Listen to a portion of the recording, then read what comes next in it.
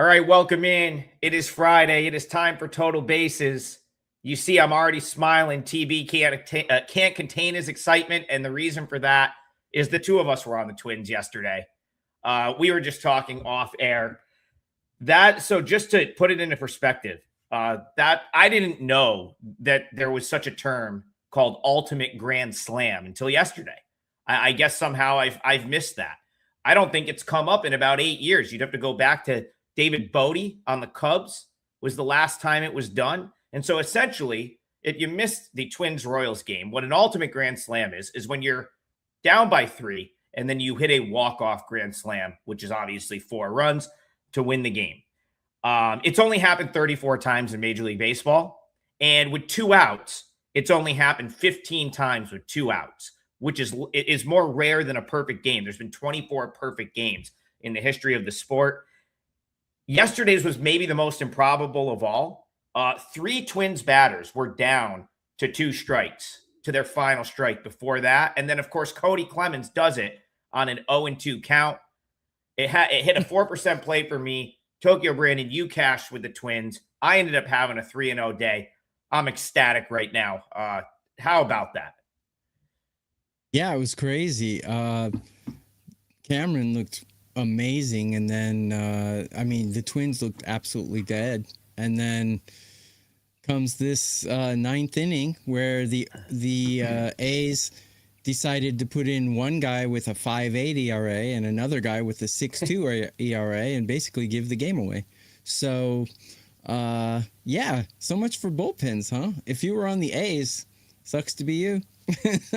But he did it with 2 strikes and no balls, right? It was a 2-0 count or 0-2 count.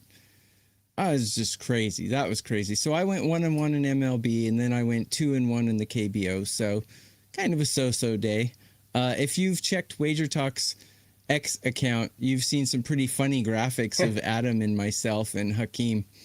Some funny graphics. We are not that ripped as they show us in the graphic.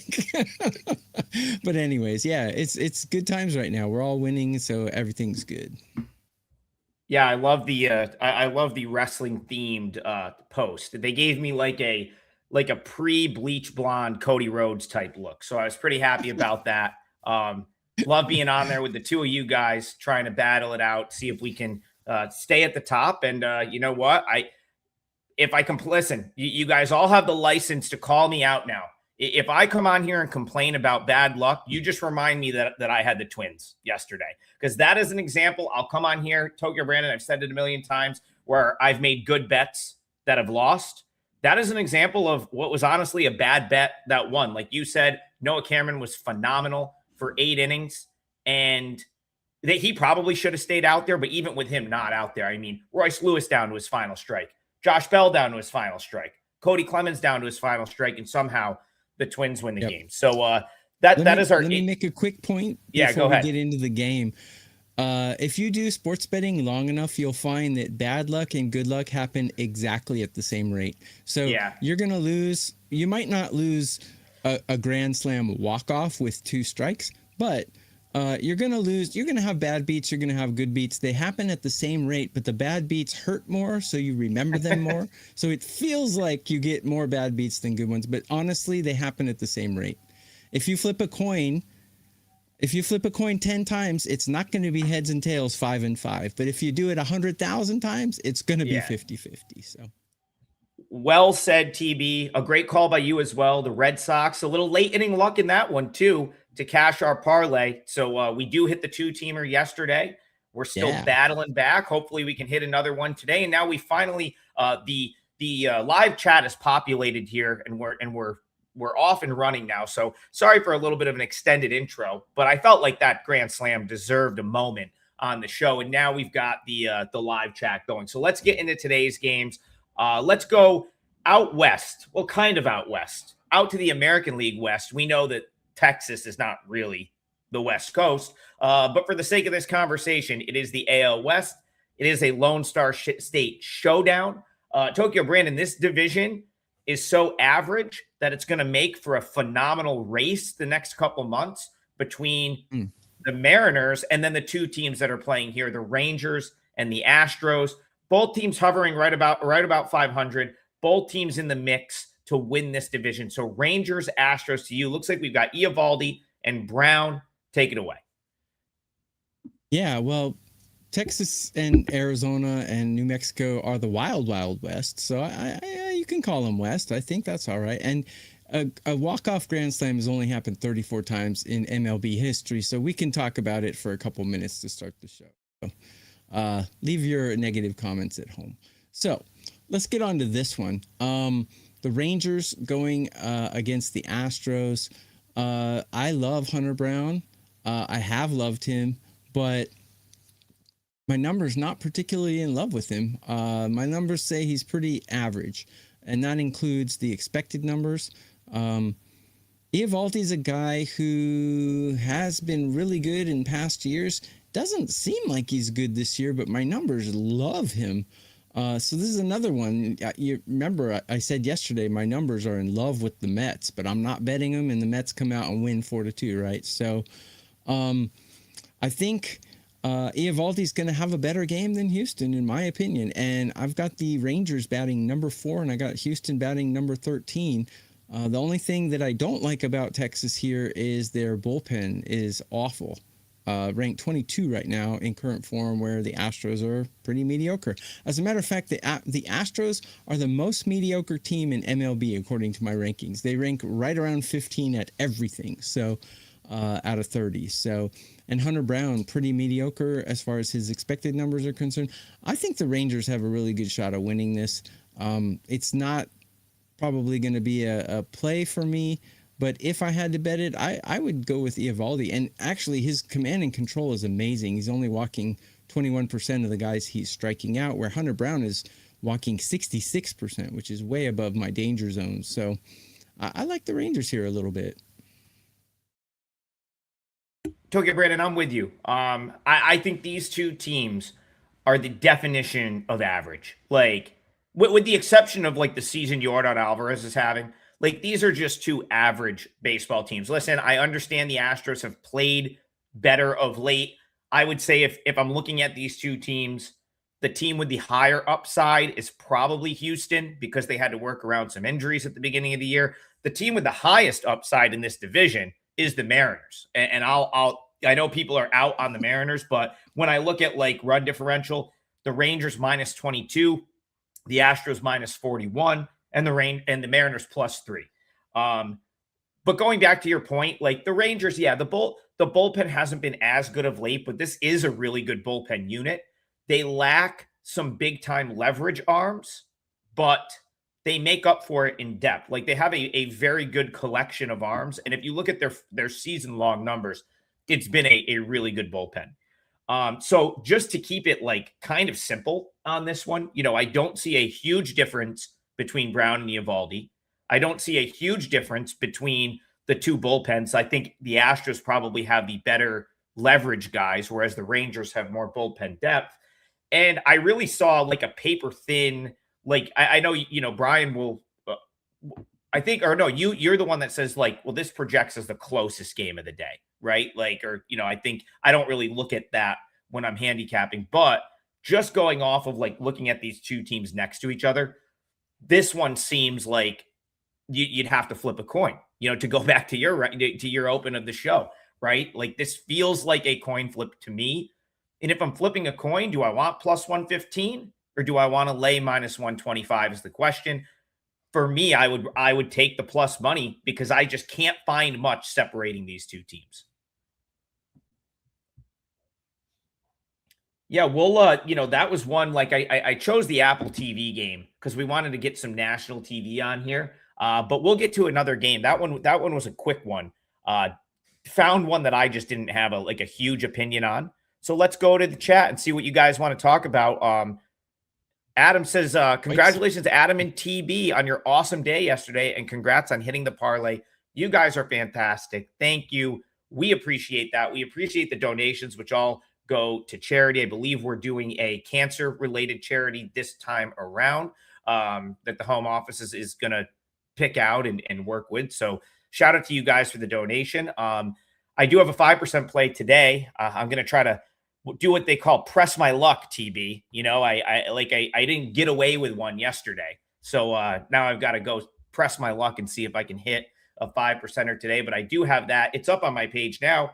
And you can get it as part of the double play package with myself and Tokyo Brandon. And also Bryan Leonard, who is will be back next week. He's back home in Ohio. I know you guys have missed him the last couple days. And he says, don't worry, he's going to be back as soon as he can. So, double play package up on the page, 5%er for me. Let's keep it going today. And let's keep it going here. He said, Doug says, thanks for the great plays on White Sox and under 7.5.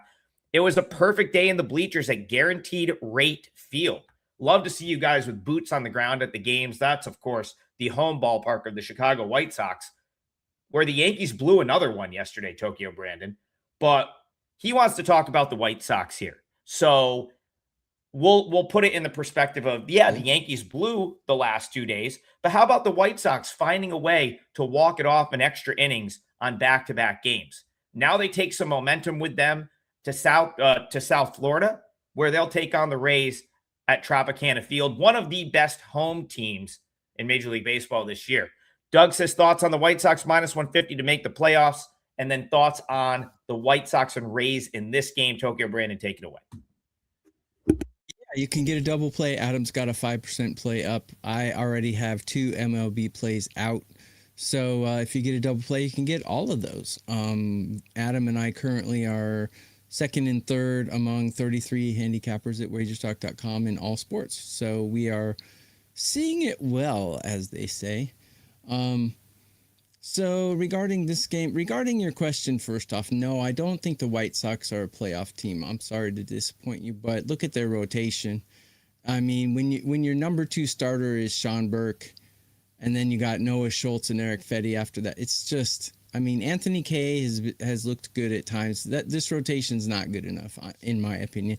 I mean, they could get lucky and make the playoffs, but they're not going to go anywhere. I don't think that rotation is just not good enough. But the trade deadline still hasn't happened yet. And but I'm sorry, I think even they pick up one good arm, I don't think this is a playoff team, in my opinion. I think they need about 2 good arms and a couple pickups in the bullpen. So right now I got the White Sox ranked 13 in batting, 14 in the bullpen. And Eric Fetty's not ranked right now because he doesn't have enough innings in the last 30 days. This has Rays written all over it to me. Nick Martinez, very mediocre. But the bullpen and the hitting for Tampa Bay is not mediocre. They're all in the top 10. So to me, this looks like the Rays. Like Adam said, they're a really good home team. If anything, I would bet the Rays here. The White Sox are a plucky team. I like that word, plucky. They're plucky. But plucky doesn't win you playoff series, unfortunately. It makes for fun watching, though. The White Sox are a fun team to watch, but looks like the Rays to me here. Yeah, it's hard to argue with pretty much any Rays bet when they play at home. I mean, they have just been so lights out at Tropicana Field. The team is built sort of around pitching and bullpen, and that is a pitcher-friendly park. 40-16. At the Trop this year, Tokyo Brandon. That's a lot of nights going back to Fergs after the game celebrating the win right there. That is just it's got to be, a quick glance. I mean, it has to be the best home record in the sport this year. It probably is by a little bit of margin. Doug, I'll go back to your original question. I'm torn because I still think the White Sox right now are probably the best team in their division. But I would sell them at that number because I agree with Tokyo Brandon. I don't really think they're a playoff team. Could they get a little bit fortunate and happen to be better than the Guardians, Twins, Tigers, and Royals and get into the playoffs? Yeah, they could, but I wouldn't lay a price to find out. If I was going to right now bet the AL Central and bet a team to win the AL Central, I would take the Twins because right now I think I think the White Sox, Guardians, and Twins all probably have roughly the same chance. Obviously, the White Sox and Guardians are a leg up in the standings right now. You would have to, the Twins are going to be, well, not quite. Twins are only a game behind the Guardians, and the White Sox have a 2-game lead in the division. but the Twins actually might make some moves at the deadline. And so like that's another thing that TB sort of mentioned, like the trade deadline coming up. If I look at the White Sox, Guardians, and Twins, the team that makes the most sense to buy right now is the Twins. Reason being, they've got a lot of major league sort of ready type prospects down at AAA, and they could probably package a couple of them together, and they could probably improve their team. I don't know. The Guardians have that. I don't know if they'll be willing to do it. I wish Bryan was here because he would talk about that. The Guardians tend to play it close to the vest a little bit at the trade deadline, whereas the White Sox, I'm not really sure they have the pieces to move to actually get someone of note back. So I like the Twins in the Central. I would sell the White Sox making the playoffs. Here, the tough part here is they're going to make you lay a price to back the Rays. Pretty much anytime they're playing at home at this point against a team that is perceived to be less than. And right now, I would say the White Sox are perceived to be less than the Rays. That being said, Tokyo Brandon, you mentioned Eric Fedde. Numbers don't look good. This is not a guy I really am dying to back. This is not NC Dinos 2022. Best season in the history of the KBO for a starting pitcher, at least one of them. I think the league is starting to figure him out. He's 33 years old, and I kind of think that he's on the decline. Bottom 5% in whiff rate, bottom 10% in strikeout rate. The Rays, man, what do? They go up there and they just slap the ball in play. And then they get guys on base, and then they steal bases on you. And then they hit behind the runner, and they get the run home when he's on third with less than 2 outs. They do all the things that a good baseball team does. I want no part of Fedde in the White Sox here. Minus 145 is a little pricey, but I could only bet the Rays as well. Yeah, and the way the Rays play, really demoralizing for a pitcher, because when you're a pitcher out there, you want to get rid of batters with as few pitches as possible. And I don't think there's a team better than the Rays at making pitchers throw a lot of pitches, which is very annoying. For a pitcher, there's nothing more annoying than throwing 10 pitches to a guy and then walking him. That's really annoying for a starter. So they demoralize pitchers, just like Japan's WBC team. That's how they play too. They get on base, they push guys over, they manufacture runs. And then the Rays, though, they have one guy who can really put it over the fence. So this team is built for the playoffs. The Rays are built for the playoffs, in my opinion. Oh, 100% a playoff team, 100% a team that you probably don't want to see if you're like the Yankees or one of the better team, quote unquote better teams. Yeah. I'll say this because I know someone, I have to go back to the chat because I've got a bunch of super chats here in the stars. Like someone out there is going to be like, yeah, but Nick Martinez is probably going to regress. And you know what? You're probably right. But here's what I'll have to say about Nick Martinez. He doesn't get a ton of swing and miss either. You're right. He's probably going to regress from the amazing season he's having at some point. But part of the reason he's having such a good year is he plays in this ballpark. So he's an extreme fly ball pitcher in Tropicana Field where the ball doesn't carry particularly well. It's a perfect ballpark for him. And the other thing, he's giving no hard contact up. So you could say, oh, well, he doesn't get a lot of swing and miss. The expected batting average is pretty high. Maybe he's gonna regress. But when I look at his underlying stuff, I see zero hard contact. The exit velo that he's giving up on average is top 15% in the league. So if you're in a ballpark like the Trop, where you get a lot of fly balls and no one is hitting the ball hard off of you, it's not leaving the yard. That is the equation for the ball not going over the fence. So no, I'm not going to bet against Nick Martinez at the Trop here. If I'm going to fade this guy, it's going to be on the road in a smaller ballpark where he might give up a cheap homer, not at home. And the Rays, 40-16 in this building this year.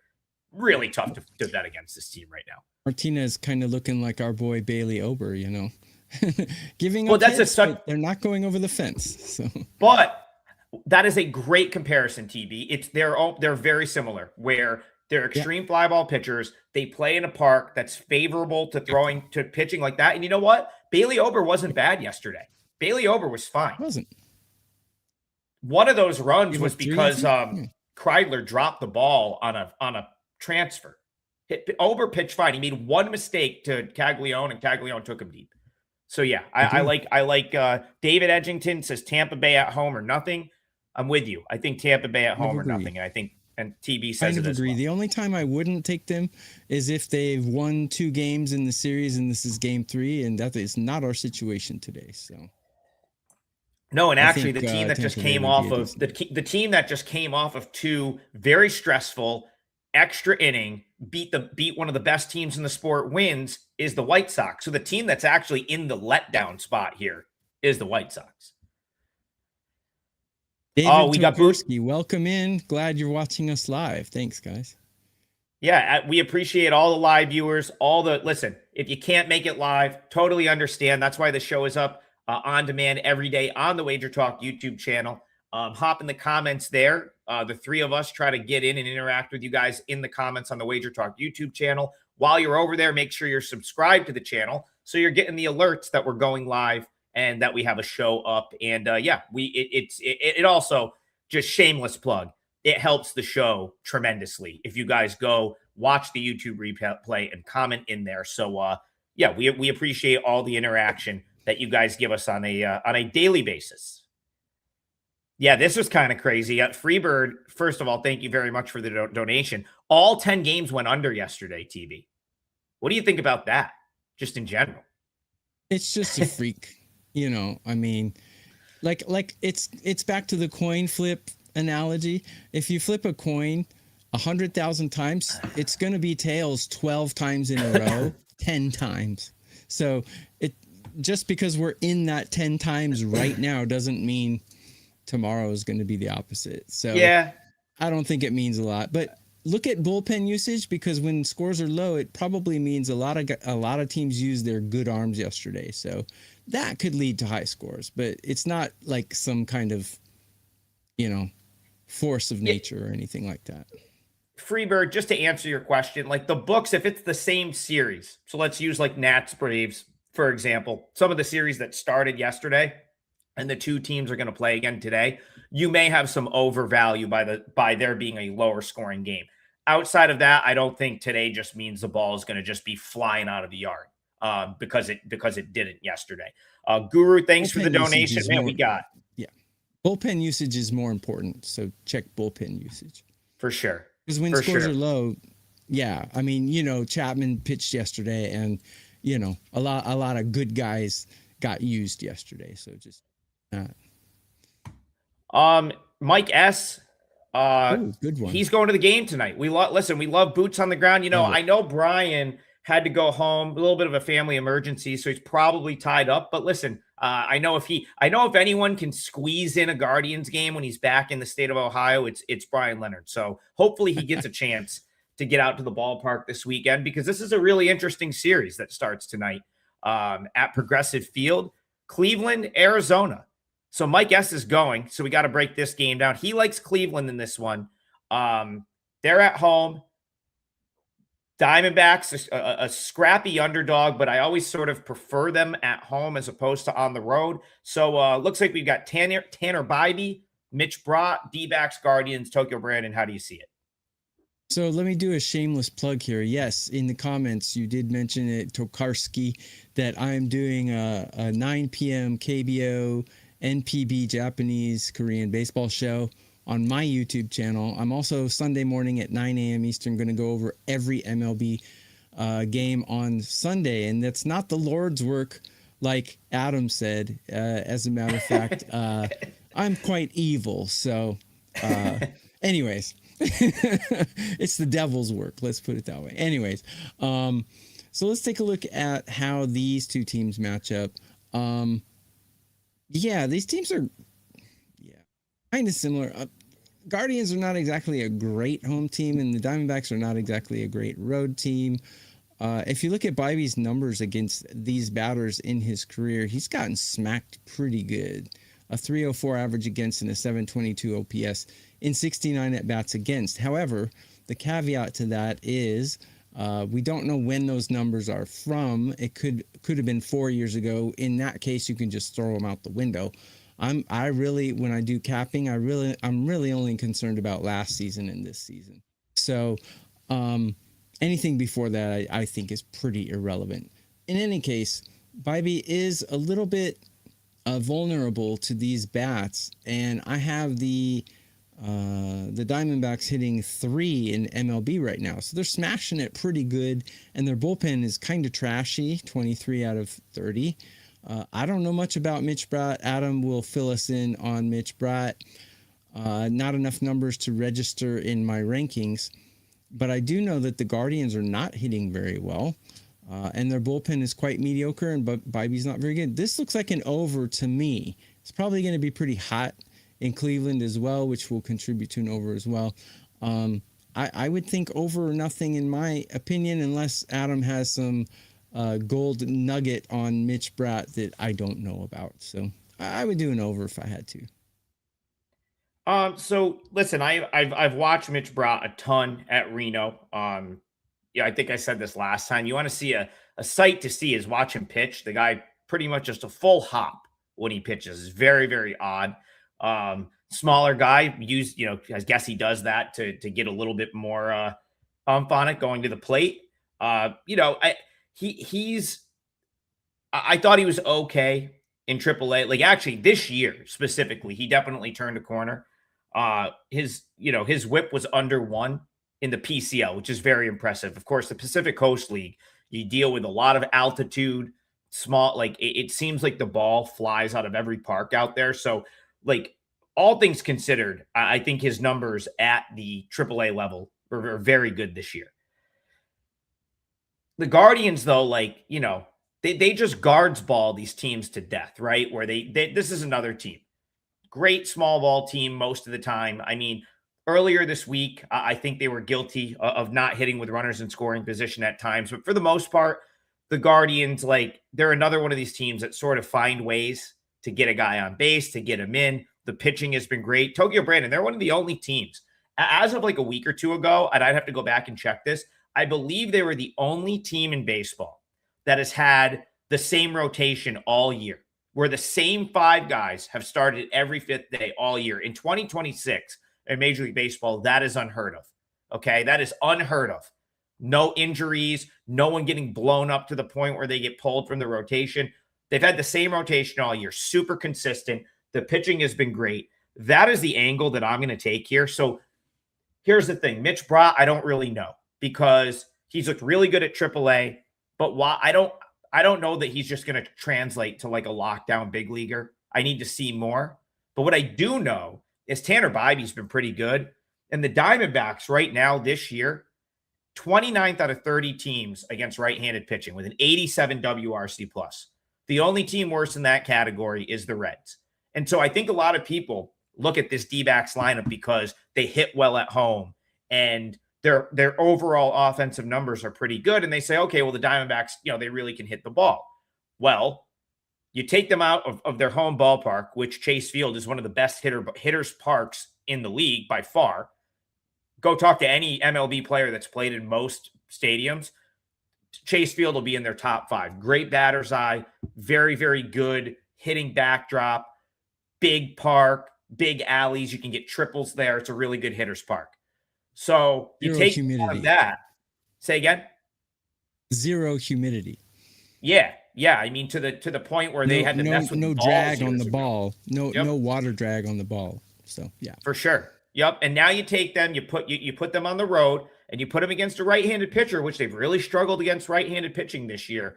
I could only play the Guardians here. Actually, this is one. It hasn't made my card yet, but this is one that I think I would be interested in, and this might be my parlay league because we go back to that discussion about the NL or the AL Central, and I like the price for the Twins at 5-1, but I think the most likely team, the more I watch these teams play, I think the most likely playoff team in this division is probably the Guardians. They're the most complete team. They have the best bullpen. They have the best pitching. And so, yeah, Guardians. Mike S., I hope you cash this in person. I'll wait till the end of the show, but this is a front runner. This one's got the lead in the clubhouse for me for the parlay league. All right, let's get back in the chat right here. Alex Rand wants to go out west.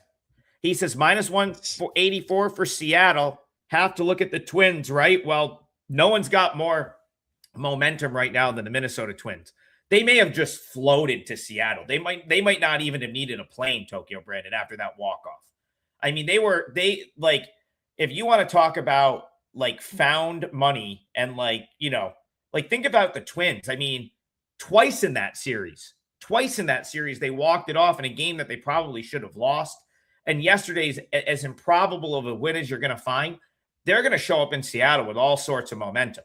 Now, I don't know if it means they're going to win here, but Alex Rand, I did see that price, and it did feel a little bit high. So let's go to TB. Make sense of this one for us, Twins Mariners. Well, I can't really make sense of the line. I have two red flags, two big reasons why. Oh, Ski's in the house. So Ski's here. So we got number 1, number 2, and number 3 among 33 cappers at WagerTalk in all sports profit with you guys right now. You can get a double play, 2 of us baseball cappers, or if you like one capper, you can get what's called a triple play, which is 6 days for the price of 3. And I believe you can get that with Ski as well. So grab any of us. Ski's number 1, I'm 2, and Adam's 3. And Adam and I are switching back and forth between 2 and 3 pole positions. So 3 of the best cappers at WagerTalk. No, the 3 best cappers at WagerTalk right now. So anyways, let's get back to this game.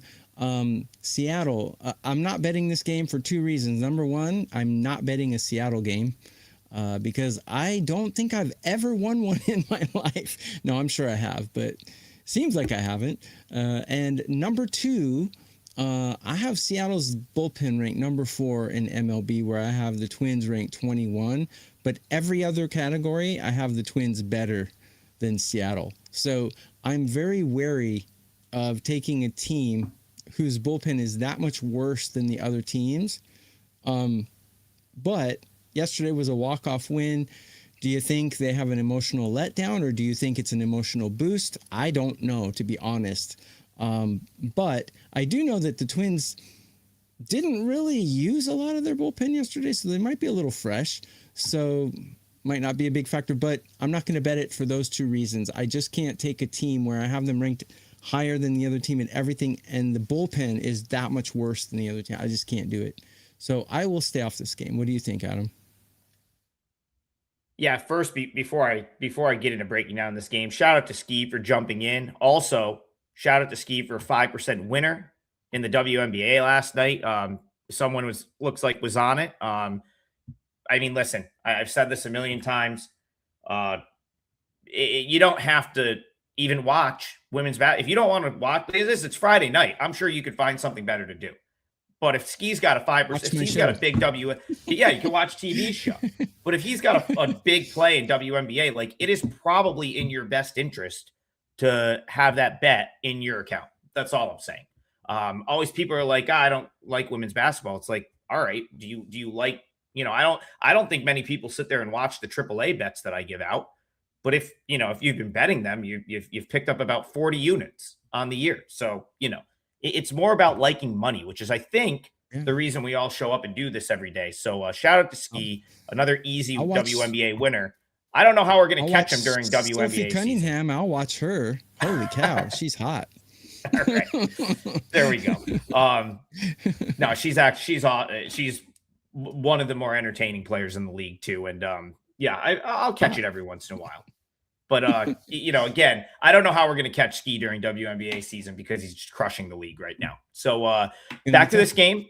TB, I share some of the same sentiments that you have here. I look at the Twins. I say, wow, they're coming in with all this momentum. I'm not dying to lay a price with a Mariners team that has underachieved all year, right? Even going back to the run differential we talked about earlier, run differential, they're still right around, even. Like, I think they're like +2 or +3. So it's an offense that hasn't produced consistently. Is that really a team that you want to lay a price with? Probably not. At the same time, do I want to back the Twins after they used, after the series that they just had with the Royals? Ultimately, the sort of most highest emotion. I mean, even the Twins broadcast yesterday, calling it the win of the season for them. I don't know what to think here. I don't know, do they hit the road now and have a letdown on the road? right? I know. It is. This is a challenging game. The Mariners, the Twins have taken a little bit of money, so I find this interesting. This has moved about 20 cents since we've got on the show. You can now get the Mariners minus 165. And I think if I were to just look at this game, forget about what happened yesterday, and just sort of break this game down in a vacuum, right? Like without taking into consideration like what happened yesterday. I think I would really like the Mariners and Bryce Miller over the Twins and Zebby Matthews. Bryce Miller is phenomenal. I don't think he's getting enough credit. I look at his underlying metrics, and they're as good. I mean, it looks like his Savant page looks like Dylan Cease, right? Like that is if you pull up his Baseball Savant page, you see Dylan Cease like red on that page. Expected ERA 2.65, expected batting average 205, a top 5% chase rate, top 20% strikeout rate. He's all over the zone. He doesn't walk anyone. He gives up 0 hard hit. So like he's almost like probably one of the elite pitchers that isn't in the like he's not getting credit right now, in my opinion, for being as elite as he is, because the Mariners have struggled this year. The Mariners are struggling relative to what they were last year. But Bryce Miller's got a 0.92 whip, and you know what the issue has been for the Twins? That lineup hasn't really hit much. And yesterday they couldn't hit Noah Cameron. Think about that for a second. I mean, we came on and talked about Noah Cameron yesterday, and they couldn't touch him for 8 innings. So it was super fortunate for us that we got out with a win, and they had a great inning against a couple of relievers that have 5 ERAs. The more I talk about it, the more I think that they have no shot to touch Bryce Miller here. And so I think I lean Mariners even at the inflated price. Let me throw in just a little historical data here. Teams coming off a walk-off win the previous night have won 52% of the next day's game. So there is no perceived letdown. If anything, it's like a tiny boost maybe. But I don't think that's relevant to cap a game. So let's just throw that out. About it. Listen, Azor says Bryce Miller's been a little homer prone. Yeah, he is a fly ball pitcher. Not as extreme as some of the other guys we've talked about recently, but Bryce Miller is probably top 20% in terms of number of fly balls. He is in a very forgiving ballpark here. T-Mobile Park is as hard to hit the ball out of as any park in the league. This is a pitcher's park all day long, and so I'm not as worried about him being a fly ball guy in a park like this. All right, let's I know we got to get your parlay leg. I'm pretty confident that we've already talked about mine. So let's go first to Freebird. Freebird, thank you again. Massive much appreciation to you guys and all the guys in the chat, guys and girls that support the show, that donate to the show. All the donations go to charity donated by our home office. We always post whenever we hit the threshold. I think it's when we get over 750 or something. We always post where we donated to. So we really do appreciate it because it helps the show go along and it goes to a good cause. And Freebird says, can we break down the Cubs and Yankees to start winning out of the gate for a fabulous Friday? Yeah, Tokyo Brandon, we got a little day baseball here. Wrigley Field, the Yankees, probably, the little crosstown trip for them, but I think that they were ready to get away from Rate Field after the last 2 days, couple of walk-off losses. And now they've got to go play the tougher of the two Chicago teams. At Wrigley this afternoon, it's going to be Will Warren. It's going to be Shota Imanaga. How do you see this one? Yeah, my instinct is I would love to take the Yankees to bounce back, but when I look at my numbers, I just can't. The Cubs, no team is hotter in MLB. According to my numbers, no team is playing better right now than the Cubs. I have them ranked 8 or better in every single category across the board right now. And they have Imanaga on the mound. Now, Imanaga is not, he's not, I don't know. He's not top tier, but he is an upper echelon pitcher. He's definitely in the top 1/3 of all pitchers. I don't put him in an elite category, but not bad. And against these Yankee batters, he's got 27 at bats with a 222 average against and a 620 OPS, which is very acceptable according to my scouting days. Will Warren been a little shaky this season. Any pitcher with a 1.4 whip or worse right now at this point of the season, you can't say he's pitching exceptionally well. He's got a little bit of bloated numbers against the Cubs in his history, although the sample size is small. Cubs is really the only way I could go in this, just because the numbers are screaming. I mean, the Cubs rank top 8 in every category I measure, so can't go against a team that's that hot. Yeah, I'm with you, TB. This one's tough. I think the books ultimately got this one right. It doesn't surprise me, being that it is a standalone game, and it's two pretty big name teams, and you're probably going to get one of the, this may have the biggest handle of any game today for in terms of a betting handle. It does not surprise me at all that the books are quickly figured out that they can make people pay a premium to back the Cubs here, right? I mean, Yankees coming off a couple losses, like you're saying, Tokyo Brandon, the Cubs playing good ball. They're at home. I think people like to bet the Cubs at home a little bit. Now, it is interesting because I do think you will get some love for the Yankees as an underdog. You typically don't see the Yankees in this price range pretty much ever. I mean, when was I can't remember the last time that you could catch like plus 140 or plus 135 with the Yankees. So maybe they take money throughout the day. But if we're just straight handicapping this game, I think I'd prefer the Cubs lineup against Will Warren, thinking that they can do some damage here, as opposed to and I'll go back to what I said yesterday. You take Cody Bellinger off of a team that's already without Aaron Judge. This Yankee lineup is looking a little bit rough. We ended up talking about this game yesterday. You had said that you projected some strikeouts for Sean Burke. 10 strikeouts for Sean Burke in that game. Sean Burke's good, but they couldn't touch him, and the Yankees managed to muster up. I'm just trying to find the box score from that game. It's got to be here somewhere. Anyway, they scored one run. Pretty good giving information out on this show, you guys. Yeah, the Yankees scored one run yesterday over 11 innings. Okay, 6 hits, and they didn't get that run until the 10th inning when they were helped with a ghost runner.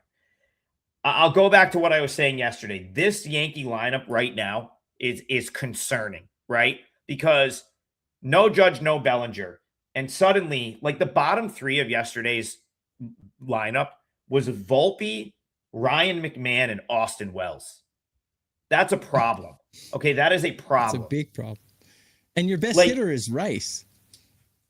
And that's the thing. Ben Rice is having a tremendous season, but he also had just an insane first half. Is it crazy to think Ben Rice maybe cools a little bit? I mean, I love the guy. Yes. I think he's a tremendous player. But now that listen, Ben Rice is accustomed to having a Bellinger or a Judge or both of them protecting him in the lineup. Yesterday, hitting behind him was Jackson Dominguez, someone that's really had a hard time getting into the lineup for the Yankees at the big league level. Behind him is Spencer Jones. Again, he's another guy. I've always felt like he deserves a chance, but he's a big swing and miss guy. So yeah, he's got some nice pop, but he's going to swing and miss. It's just this lineup is troubling. You've got even Trent Grisham, good player. Absolutely. Goldschmidt obviously past his prime, still a good player. Jazz Chisholm, 700 OPS. He hasn't been what he expected himself to be this season. Yeah, no one likes Jazz Chisholm more than Jazz Chisholm, but I think there were other people that thought that he might not have as good of a year, and 700 OPS isn't terrible, but he's not going to carry a team with that. And then you get down to the bottom of the order where it's Volpe, McMahon, Wells is an awful 7 through 9. I mean, that's a terrible 7 through 9 offensively. Wells is a good catcher. McMahon's a good defensive player. But yeah, that is, I have an issue with that. So I think I lean Cubbies to you, but I do think the books beat us to it with the price. And because that lineup is so bad, I also lean toward the under. Go ahead, TB. Put it in perspective. If Ben Rice played for the Cubs, where would he be hitting? Probably 6. So, I mean, come on. I mean, he is a good player, but he's a good piece. He's not a guy to carry a team. He needs other pieces, you know. You can't win chess with just a rook, you know. That's a great saying, by the way, TB. I've never heard that before. Love that. But yeah, you definitely need. You definitely need. Yeah, that's an original. It's a TB original. I love that. I just made it up. I'm sorry. I mean, yes, yeah. Jason Dominguez, David. My bad. Yes, Jason Dominguez. I think I've called him Jackson more than once. I don't know if it's the double S, but I'll see it, and you know, it is Jason Dominguez. Doesn't matter. You know who we're talking about. Yes. Doesn't matter. What I do find interesting in this one is my run projection's only at like 8.3, 8.28, so 8.2, 8.3. With that Yankee lineup, listen, if you get a half decent effort from Will Warren here, I think you're going to get an under. So I think that's the way I would probably prefer to play this, because again, Will Warren on a given day can be okay. And I think that's how I would play this. It seems like under 9. I just don't have much faith in the Yankees doing much here. So under 9. Listen, if the Yankees, though, this is one to watch throughout the day. If the Yankees continue to take money and suddenly you can get the Cubbies like minus 140, that's where I start to be like, okay, maybe I can jump in with the Cubs here. I'm going to do my parlay game next. So yeah, go ahead. When Freebird, who was it that donated? It was either Freebird or Grant's dad. Somebody wrote right after they donated, they said, Grant's dad asked for the Brewers game. So I'm going to do the Brewers game as kind of a piggyback donation. But this is going to be my parlay leg. I'm going to take the Brewers here at minus 180. It's not a play I would give out to my clients at that number. Obviously, people don't pay us to give out minus 180s, but for one leg of a parlay, sure, I'll do it.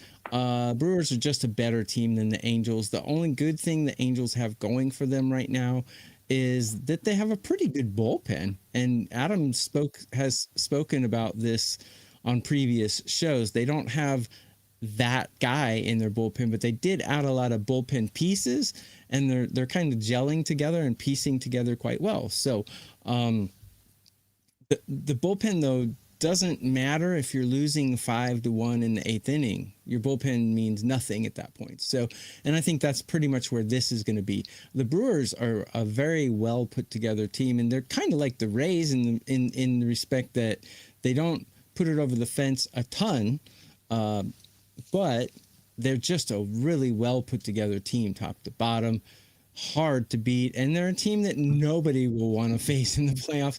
And right now, if I'm not mistaken, they have the best record in MLB with 67 wins. So, Drohan, 5-4 with a 3.51 ERA. Maybe not the most trustworthy guy, but I have him ranked 13 on a scale of 30. Good enough against Ryan Johnson, who shouldn't be in MLB, in my opinion. So, the Angels bullpen is not going to save them if they're getting whipped in the 7th and 8th inning.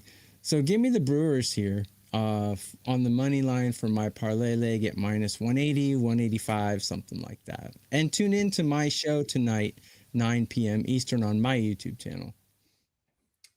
Yeah, Tokyo Brandon, we're going to test your baseball trivia knowledge right here. Ryan Johnson for the Angels. He's only the 24th player to ever be drafted and skip the minor leagues entirely. So Ryan Johnson last year, straight to the big leagues. Do you know who the last player before him was to skip the minors entirely? He's someone that is kind of a household name now. I believe, maybe I'm going back too far, but Strasburg skipped the minor leagues. No, Strasburg pitched in the minors because I went to one of his minor league games. Yes. Oh, did he? It was a big deal. Sorry. Okay. Yeah. Oh, okay. I'm mistaken. It's more recent than that. I mean, if you got this, I wouldn't have got this. Is it a pitcher? It's a pitcher. He's the ace. Here's your hint real quick. He's the ace of a team right now, but he's hurt. He's the ace of a current team, but he's hurt. That's your hint. It's 10 seconds. No, I don't know. It's Garrett Crochet. Garrett Crochet was the last one to skip the minors entirely. 6'8" hulking maniac. Yeah, Garrett Crochet, of course, famous Angels pitcher to do it. Back when I was a kid, I used to pretend I was this guy in the backyard. It was Jim Abbott. Skipped the minors entirely. I just thought, listen, like, I just thought watching Jim Abbott pitch was the coolest thing ever. Like the fact that he could pitch and field his position without a hand. It's one of the coolest things ever. Yeah, he was a one-armed pitcher. Yeah. Yep. What so awesome. Anyway, just getting off topic there. The reason I bring that up is Ryan Johnson. I think this was kind of done out of necessity. The Angels really don't have. Now, he was a second rounder, but the Angels just don't have a ton of great pitching in this organization. He probably could benefit from some time in the minors, but it looks like they're just going to let him work it out at the big league level. Is that working this year? No, it's not. 7.34 ERA, a 1.54 whip. He's 23 years old. He's got potential. But like right now, I think he's in need of an offseason. I think he's in need of a stint down at Salt Lake. And when you face a good team like the Brewers, a great team, an elite team like the Milwaukee Brewers, I'm with you, TB. I kind of think that this is just a game that they win. The far superior team. I like Drohan. The Angels lineup is atrocious. And some of that good bullpen that the Angels have started to build up, they just traded one of those guys away the other day for a prospect. Chase Silseth is on his way to the Rangers, and it's going to start to sort of chip away at that pen. So I can't argue with here. It would be Brewers or nothing here for me as well. And we just got a donation for the Giants-Padres game, and I think we have enough time to cover it. Yeah, we got enough time. Less than a minute. Go ahead. Giants-Padres to you, TB. Go ahead. Okay, I'm also doing an MLB show on 9 a.m. on my channel on Sunday morning, so catch that. I'll go over every single game and talk about music as well, and I'll sing a little bit too. So Padres better than the Giants at everything. Number 3 in hitting right now. Number 9 in the bullpen, where the Giants are ranked 17 in both of those categories. So it'd be Padres or nothing, but the Padres are on my don't bet list along with the Seattle Mariners because I never win their games. Great team on paper, crappy team in performance. So I do not bet the Padres, but if I had to, plus we have 2 X-Factor pitchers. So maybe Adam can fill us in a little bit more on these guys that I've never heard of. Well, TB, you've certainly heard of German Marquez before. He's been in the league forever. He just hasn't been on the he hasn't been on the Padres that long. So it does. I do see what you're saying. It does look like the Padres are going to go. It's Bradley Rodriguez. So that's going to be an opener versus Wisenhunt. Okay. So Bradley Rodriguez is going to be an opener. Okay. Yeah, he's just going to be in for an inning. He's a bullpen guy. So the way you handicap this would be Marquez will likely be the bulk guy here, I believe, for the Padres. I'll have to double check that, but I thought it was his turn to pitch. My gut reaction to this line was, why are the Padres with Marquez this big of a favorite over the Giants with Wisenhunt? Like, listen, Carson Wisenhunt hasn't totally gone off at the big league level just yet. But this is a guy that kind of, I think, profiles as being a legitimate big league starter. Probably someone that when he was coming up. So again, he made his big league debut last year in July. I'm kind of shocked that he's not a regular in the Giants rotation yet. He's a former second rounder. I think he has upside of being an ace in this league. So, Wisenhunt ended up back down at the minors, in the minors, maybe a little bit longer than I expected him to be, but he pitched great down there all year. He's a lefty. I really think he's got a ton of upside, and I just don't think he's really put it together at the big league level yet. But at the same time, he hasn't had a huge sample of being left at the big league level and allowed to sort of work into the rotation. Last year, the Giants, and that's part of the reason is the Giants have so much pitching. So last year, he only got 23 and a third innings in MLB. He's a starter. What did they give him? 3 or 4 starts? Same thing this year. He's just been he's a starting pitcher. He's almost like a Logan Henderson, TB. You're always why is he down in AAA? Well, it's like the Giants kind of have a lot of starting pitching, and they have had a lot of starting pitching the last 2 years. So he just hasn't really gotten the opportunity to start every 5th day. And since they want him to be a starter, he's made a lot of his starts at Sacramento. I think Whisenhunt is now up to stay. You're probably going to see Robbie Ray get traded in a day or two. So I think that rotation spot is his going forward. And I think he's going to make the most of it. Last time out against the Angels, he did give up a couple of runs, but he had 7 strikeouts. He's in 3 starts this year. He's completed 5 innings in all 3. And the first 2 are pretty good. Also, again, he's been very good at the AAA level. So you give me Giants plus 135. I think they have the better pitcher on the mound here. And I actually think these 2 teams are somewhat even, especially with the way the Padres have played to this point in the season. I think you can look at the Padres and say, okay, well, they should be better. But the reality is we're going into August and they really haven't been. So I just could not lay $1.50 with the Padres here. I would be on the Giants if I was betting this game. That was a great breakdown. And whoever gets Robbie Ray, man, he's pitching really well right now. So someone's going to benefit from getting him. Yeah, listen, no, that's Azur. I'll go back to you quick. I'm kind of with you. Like I'm a big Bryce Miller guy. This is something that, you always have to keep yourself in check. For me, I always have to pinch myself when it's guys that I really liked coming through the minors. Okay, Bryce Miller. Always going to be a Bryce Miller guy, probably because of that. Nolan McLean, right, was one we talked about yesterday. Carson Whisenhunt, one we just talked about right now.